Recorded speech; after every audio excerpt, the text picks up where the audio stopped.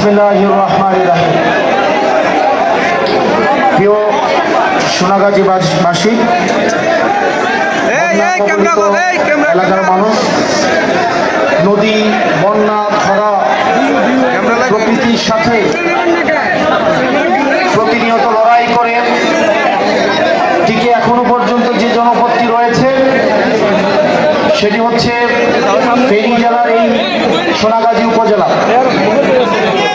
আমরা আজকে আপনাদের সামনে এসে যখন দাঁড়িয়েছি, আমাদের সামনে আজকে আপনারা যারা আছেন এখানে সবাই এনসিপির সমর্থক না, এখানে সবাই এনসিপির রাজনৈতিক কর্মী না, এখানে কেউ আমাদের প্রতি সংবেদনশীল,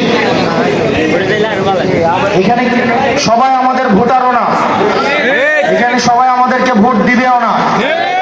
কিন্তু এখানে প্রত্যেকটা মানুষ ফ্যাসিবাদ বিরোধী আন্দোলনে যখন আমার ভাইয়েরা রাজপথে নিজের বুকের তাজা রক্ত ঢেলে দিয়েছিল, তাদের মধ্যে এখানের প্রত্যেকটা মানুষ ছিল। এখানের প্রত্যেকটা মানুষ জুলাইয়ের পক্ষের শক্তি, এখানের প্রত্যেকটা মানুষ ফ্যাসিবাদ বিরোধী লড়াইকে বুকে ধারণ করে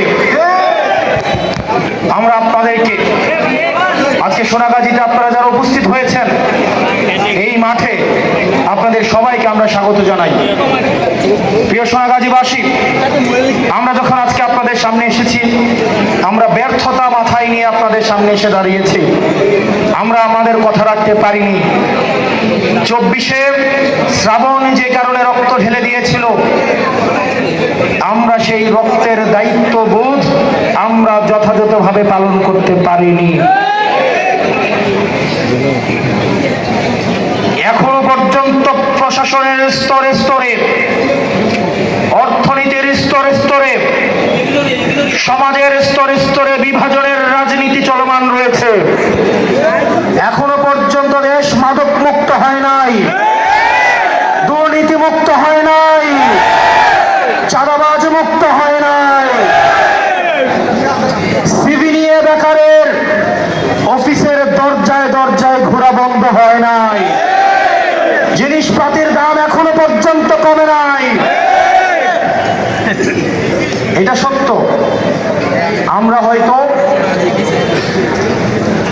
এখন এই অভ্যুত্থানের মধ্য দিয়ে নতুন সরকার ক্ষমতায় এসেছে, অনেকে আমাদেরকে বলে আগে আমরা রিকশায় চলতাম, এখন নাকি আমরা গাড়িতে চলি। কিন্তু যারা এই কথা বলে তারা ভুলে গিয়েছে তারা আগে রিকশা চালাতো, এখন তারা প্রাড়ু গাড়ি চালায়। তাদের নিজেদেরকে প্রশ্ন করা উচিত, তারা যখন আগে ধান খেতে ঘুমাতো, তারা যখন ঢাকায় রিকশা চালাতো, এই কয়েকদিনের মধ্যে তারা এখন কিভাবে নিজের গাড়ি কিনেছে। মামলা দিয়ে, মামলা বাণিজ্য করে, সমাজে বিভাজন সৃষ্টি করে